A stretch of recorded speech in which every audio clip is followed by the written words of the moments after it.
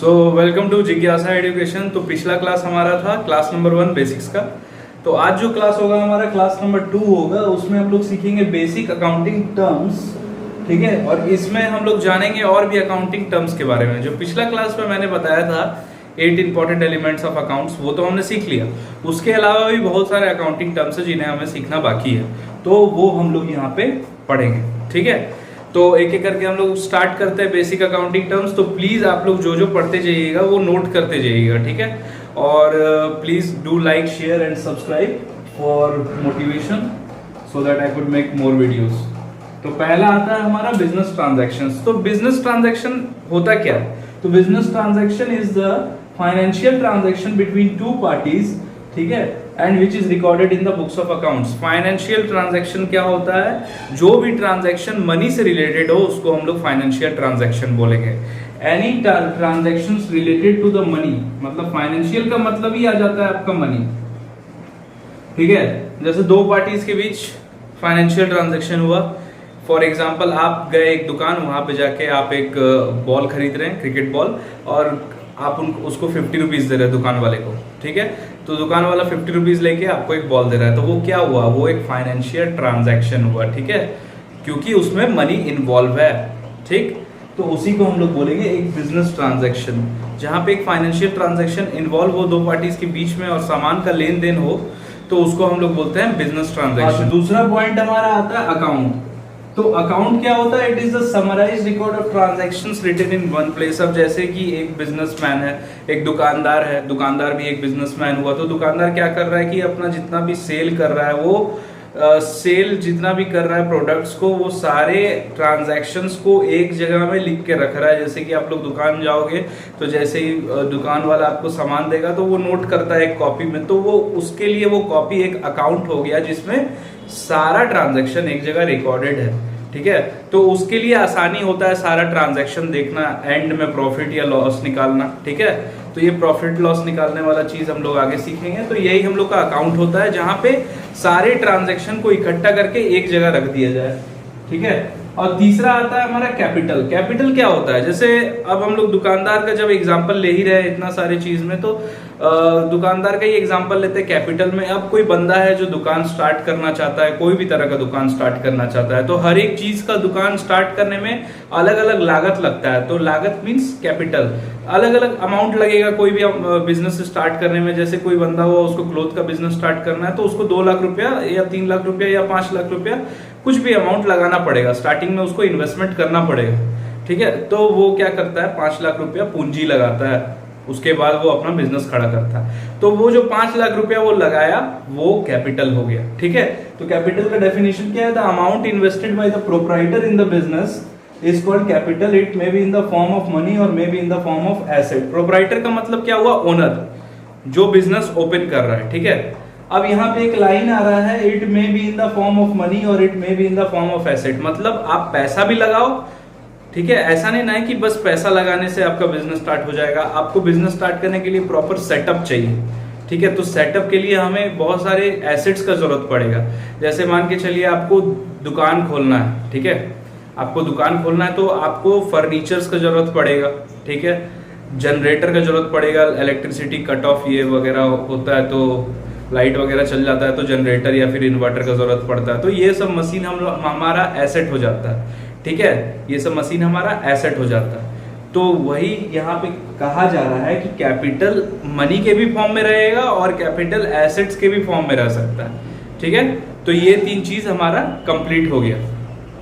ये 3 basic accounting terms हमारा complete हो गया। पहला हुआ बिजनेस ट्रांजैक्शंस, किसको बोलते हैं? Financial transaction between two parties. Account किसको बोलते हैं? जहां पे सारा ट्रांजैक्शन का डिटेल्स आप नोट करके रखे हुए हो। फिर कैपिटल किसको बोलते हैं? जो अमाउंट इन्वेस्ट कर रहा है ओनर या प्रोप्राइटर अपने बिजनेस को स्टार्ट करने के लिए, या फिर अपने कंटिन्यूड बिजनेस में जो अमाउंट इन्वेस्ट कर रहा है उसको भी हम लोग कैपिटल बोलते हैं।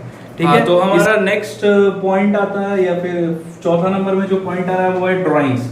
ठीक है, तो ड्राइंग्स किसको बोलते हैं? जैसे मान के चलिए आप बिजनेसमैन है, आप दुकानदार है। ठीक है, आप दुकानदार है तो आपका राशन का दुकान है, तो घर में आपकी बीवी बोलती है कि आज राशन में ये चाहिए, तो आप क्या किए कि दुकान से ही अपना ही दुकान बिजनेस का जो राशन था वही उठा के आप घर में ले जाके रख दिए। तो आपने क्या किया, आपने गुड्स जो बिजनेस यूज के लिए आपने रखा था, ठीक है, बिजनेस के पर्पस के लिए आपने रखा था, उसको आपने पर्सनल यूज में लगा दिया, तो उसी को हम लोग ड्राइंग्स बोलते हैं। ठीक है, ये कैश में भी हो सकता है कि आपके बिजनेस के जो आपका जो बिजनेस चल रहा है वहाँ दुकान में आपका ड्रॉवर में पैसा है, तो आपने उस पैसे से कुछ पैसे उठा लिए अपने पर्सनल यूज के लिए, तो उसको भी हम लोग ड्राइंग्स बोलेंगे। ठीक है, तो ड्राइंग्स का प्लीज आप लोग डेफिनेशन लिखते जाइए। द अमाउंट विड्रॉन और goods taken by the proprietor और partner for personal use is called drawings. उसके बाद आता है हमारा लायबिलिटीज एंड एसेट्स। ठीक है, दोनों को मैंने साथ में इसलिए लिखा है क्योंकि करंट लायबिलिटी और करंट एसेट दोनों एक ही तरह की चीज है। नॉन करंट लायबिलिटी किसे कहते हैं, जैसे लायबिलिटी और एसेट का डेफिनेशन तो क्लास नंबर 1 में मैंने दे दिया था, ठीक है, जिसका लिंक आपको डिस्क्रिप्शन में मिल जाएगा। ठीक, और लायबिलिटी और एसेट के अंदर दो चीज आते हैं, एक आते हैं नॉन करंट लायबिलिटी, एक आते हैं करंट लायबिलिटी, और एसेट के अंदर current non current assets and current assets. ठीक है, लायबिलिटी में और दो चीज आते हैं, एक्सटर्नल लायबिलिटी, इंटरनल लायबिलिटी। तो ये हम लोग पहले नॉन करंट लायबिलिटी और current liability, non current asset और करंट एसेट के बारे में पढ़ लेते हैं। तो एक्चुअली में नॉन करंट लायबिलिटी क्या होता है, नॉन करंट लायबिलिटी वो लायबिलिटी होता है, ठीक है, जो आपको 1 साल से ऊपर तक के लिए, मतलब जैसे आपने कार खरीदा तो कार आपने ईएमआई पे ले लिया, लोन पे लिया एक्चुअली में, अब वो लोन को आपको कैसे पे करना है, ईएमआई में पे करना है। ठीक है, तो वो ईएमआई कितने सालों के लिए है, तो वो ईएमआई 5 सालों के लिए, मतलब लोन बड़ा है, तो ये 1 साल से ऊपर हो जा रहा है, 1 साल से ऊपर आपको 1 साल से ऊपर का लायबिलिटी है आपका। ठीक है, 1 साल से ऊपर का लायबिलिटी है, तो ये हो गया हमारा नॉन करंट लायबिलिटी। जो करंट ईयर में पे नहीं हो पाए, उससे ज्यादा वक्त लगे, उसको हम लोग नॉन करंट लायबिलिटी कहते हैं। और नॉन करंट एसेट्स का भी सेम सिचुएशन है, ठीक है, जिसको आप कैश में कन्वर्ट अभी नहीं कर पाएंगे, करंट मतलब ईयर में नहीं कर पाएंगे, उससे ज्यादा समय लगेगा, 1 साल से ज्यादा समय लगेगा, तो उसको हम लोग बोलते हैं नॉन करंट एसेट्स। और करंट लायबिलिटी और करंट एसेट्स क्या होता है, जैसे करंट लायबिलिटी का बात करते हैं, तो जैसे कि आप करंट लायबिलिटी हो गया छोटा मोटा लोन, जैसे आपने कोई दोस्त से उधारी लिया 20,000 रुपीज, अब बोला कि 2 महीना बाद दे देंगे तुमको, तो 2 महीना बाद आपने उसको दे दिया, तो शॉर्ट टर्म लोन था, 2 महीना में क्लियर हो गया, चुकता हो गया। और करंट एसेट्स क्या हुआ, जो 1 साल के अंदर आप जिसको कैश में कन्वर्ट कर पाओ। ठीक है, कुछ भी हो सकता है, एनीथिंग, जैसे आपने स्टॉक मार्केट में स्टॉक परचेज किया, ठीक है, तो स्टॉक भी आपका एक एसेट हो गया, अब आप कभी भी उसे सेल कर दो 1 साल के अंदर, वो कैश में कन्वर्ट हो जाएगा। गोल्ड खरीदो, गोल्ड बेच दो, 1 साल के अंदर कैश में कन्वर्ट हो जाएगा। तो ये सब हो गया करंट एसेट, जो 1 साल के अंदर कैश में कन्वर्ट हो जाएगा। ठीक है, अब फिर आता है एक्सटर्नल लायबिलिटी और फिर आता है इंटरनल लायबिलिटी। तो एक्सटर्नल लायबिलिटी और इंटरनल लायबिलिटी किसे कहते हैं, तो इंटरनल लायबिलिटी हो गया मतलब घर के अंदर का बात, और एक्सटर्नल हो गया घर के बाहर का बात। जैसे आप दुकानदार हैं, तो आपका घर में मतलब बिजनेस में, बिजनेस के अंदर में बहुत सारे लोग होंगे, आपके बिजनेस के अंदर बहुत लोग होंगे, तो आपका बिजनेस के अंदर जो लायबिलिटी होगा बहुत सारे लोगों से, उसको बोलेंगे इंटरनल लायबिलिटी। ठीक है, और आपका बिजनेस के बाहर जो लोगों से लायबिलिटी होगा उसको बोलेंगे हम लोग एक्सटर्नल लायबिलिटी। बाहर इन द सेंस क्या बात हो गया कि जिससे आप सामान मंगवा रहे हैं, ठीक है, जो आपको पैसा दे रहा है, जो आपको पैसा दे रहा है बिजनेस चलाने के लिए, फिर आप उसको पैसा रिफंड कर रहे हैं, तो वो एक्सटर्नल सोर्स हो गया, तो उसको हम लोग एक्सटर्नल लायबिलिटी बोलेंगे। और इंटरनल लायबिलिटी किसको बोलेंगे, ठीक है, जैसे घर के अंदर मतलब बिजनेस के अंदर, जैसे मेरा दुकानदार है, तो मेरे दुकान में क्या हो रहा है कि मैंने अपने ही स्टाफ से मैंने कुछ उधारी ले लिया, ठीक है, फिर मैंने उसको पे किया, ये सब इंटरनल लायबिलिटी। इंटरनल लायबिलिटी भी बहुत तरह के हो सकते हैं, तो इसे आप लोगों को लिख लेना है। अब हमारा लास्ट 4 बेसिक टर्म्स है, purchase, purchase return, sales, sales return.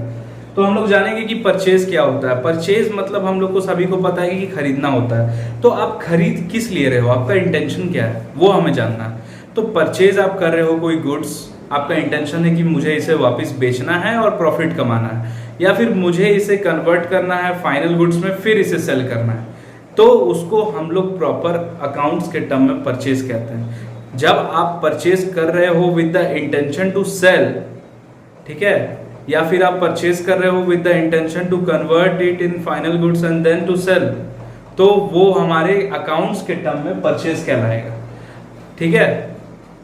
उसके बाद क्या होता है, परचेज हमारा दो तरीका का होता है, एक होता है कैश परचेज, एक होता है क्रेडिट परचेज।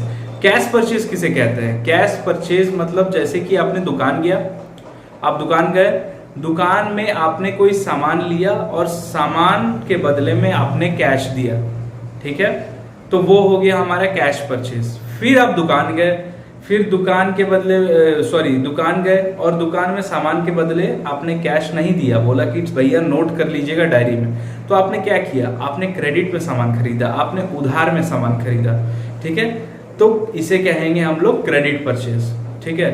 अब आप वो सामान को लेके वापस घर आ रहे हो तो देख रहे हो कि सामान में एक्सपायरी डेट पार हो चुका है, तो उसको खाने से तो प्रॉब्लम हो जाएगा, तो आपने क्या किया, उससे दुकान में जाके जो आपने परचेज किया उसे आपने रिटर्न कर दिया, ठीक है, तो उसको हम लोग क्या बोलेंगे, परचेज रिटर्न।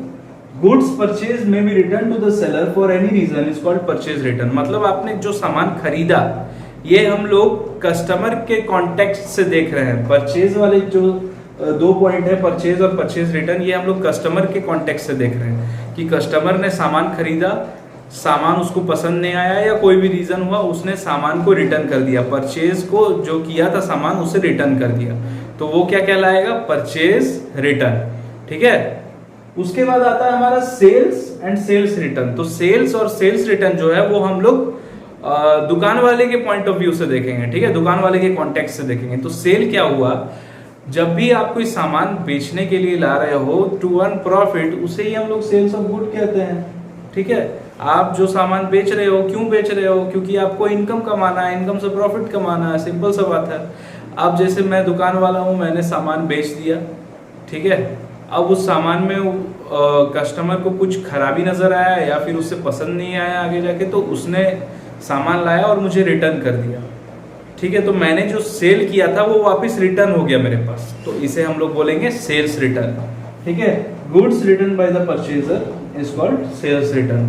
तो आप लोग पॉज करके प्लीज नोट्स लिखते जाइएगा। ये हम लोग का बेसिक्स का क्लास खत्म हो गया, जितना भी बेसिक अकाउंटिंग टर्म्स है, इसके आगे हम लोग नेक्स्ट क्लास कल वीडियो डाल दूंगा मैं, वो करेंगे। ये वीडियो आज आप लोग सभी के पास आ जाएगा, ठीक है। तब तक के लिए थैंक यू।